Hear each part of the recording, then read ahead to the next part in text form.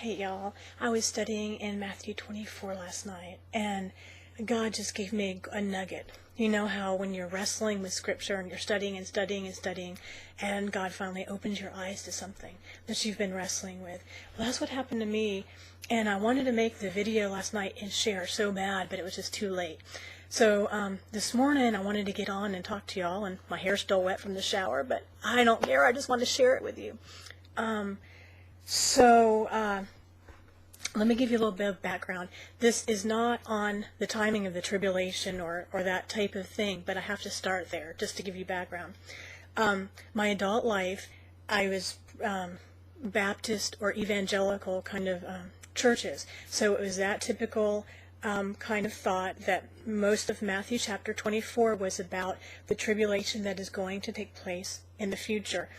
And most of the commentaries, most of your modern commentaries, the NIV commentary, John MacArthur commentary, or any of those, will kind of give lip service to, well, yes, some of this was fulfilled in 70 A.D., and they'll give a verse or two, but mostly they'll say it's talking about the future.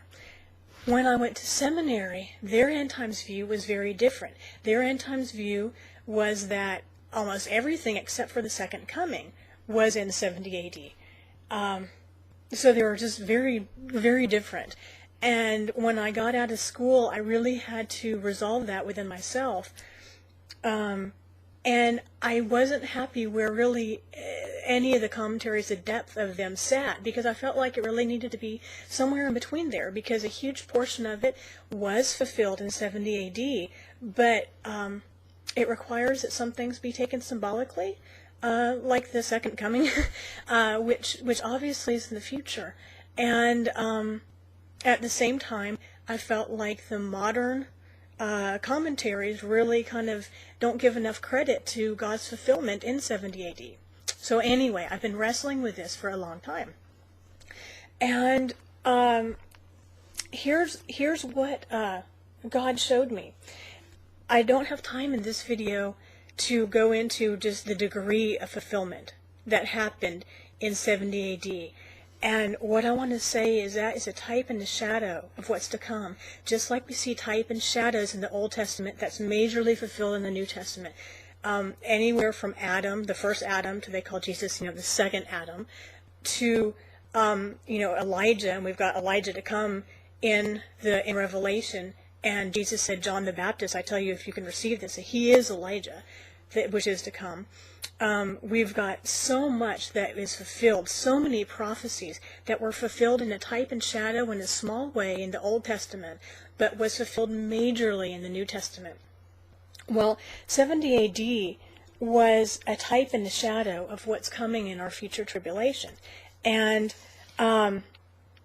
here's what's really interesting. All throughout Matthew, the Jews are asking Jesus, give me a sign, give me a sign, give me a sign. They ask him in chapter 12, they ask him in chapter 16, he talks about it in chapter 24. Well, in 70 A.D., this was a huge sign, if you will, to the Jewish people. In 70 A.D., the temple was destroyed. That destroyed biblical Judaism. The Judaism that there is now is rabbinical Judaism. There is no longer biblical Judaism practice. There cannot be the sacrifices practice anymore. So much depended on the temple. And in the Roman invasion, when the temple got destroyed, it ended biblical Judaism. I mean, that's a huge sign from God. It also destroyed most of the Jews alive at that time in Jerusalem. So most of the Jews now are descended from the people that had scattered already, that were not living in Jerusalem at that time. So that was really kind of a knock you over the head sign. That was back in 70 A.D., and God is giving them all these thousands of years in between to realize that he is a Messiah. Back in Matthew chapter 16, they ask for a sign, and Jesus says, I will give you no sign but the sign of Jonah. Well, I have always taken strictly the sign of Jonah to be 3 days and 3 nights in the belly of the whale, and Jesus, the three days, the 3 nights, and his resurrection. I've always taken the sign of Jonah strictly right there. But then I started thinking, what else was in the sign of Jonah? The sign of Jonah, Nineveh repented at the time, but later they went back to their old ways, and years later, Nineveh was absolutely, totally destroyed. You know what happened here? Years later, Jerusalem was absolutely, totally destroyed, just like Nineveh. It's part of the sign of Jonah. Okay, so the other thing about 70 AD, the Christians had mostly left Jerusalem in 68 and 69 AD before the Roman army came through. So it was the Jewish people that were left.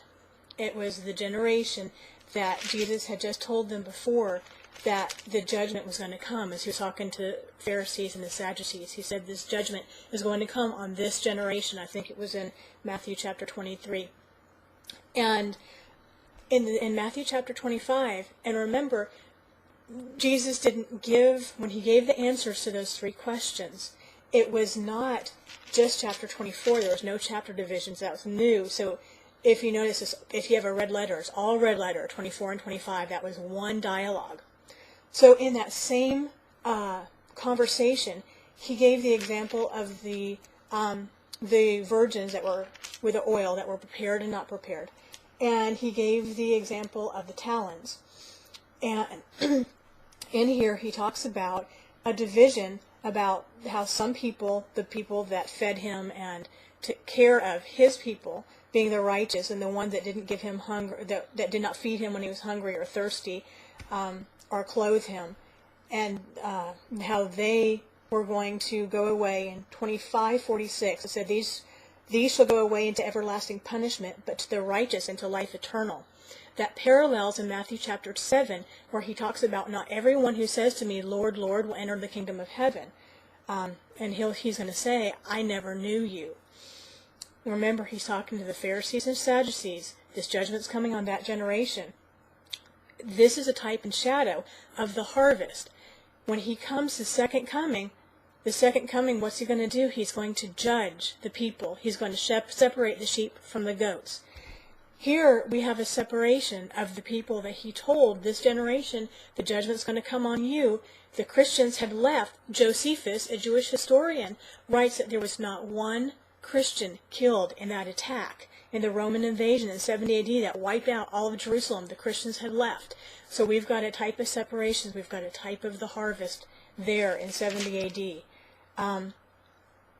The other thing that I wanted to point out was in the beginning of chapter 25, where we've got the bridegrooms and the foolish virgins and the wise virgins and the ones that kept the oil, and the ones that didn't keep their oil, they had to go away to get the oil.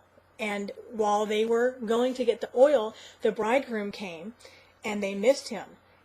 And so it says that they went in, the wise ones went in with the bridegroom, and the door was shut.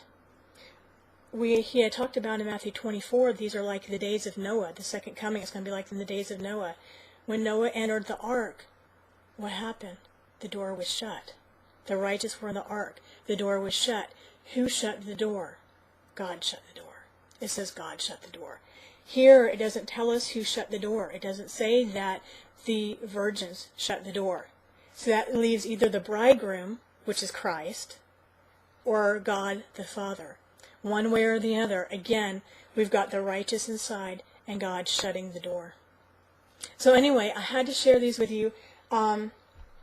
If you're interested in another video, I can talk to you about the degree of fulfillment in 70 AD is just absolutely amazing. So that generation really, really did, when it says these things are going to happen in that generation, they really did have a type of fulfillment in that generation. Those words were true. And by the way, for when you read, some commentaries will want to say, when it says this will happen, and all these things will come upon this generation, they want to say that it is a race of people.